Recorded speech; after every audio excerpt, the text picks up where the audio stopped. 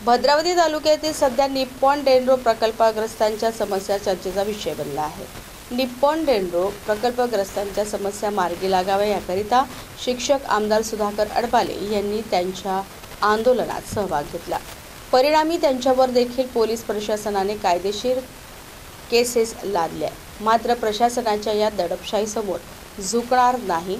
प्रकल्पग्रस्त शेतकरी व गावकरी यांनी गेल्या 30 वर्षात येथील एका पिढीचे जे नुकसान झाले त्याचा मोबदला आधी देण्यात यावा।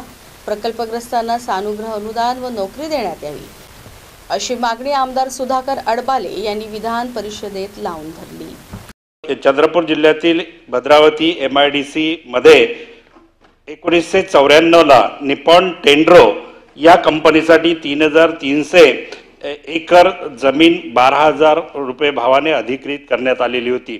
30 वर्ष होऊन सुद्धा त्या ठिकाणी कुठलाही प्रोजेक्ट आला नाही।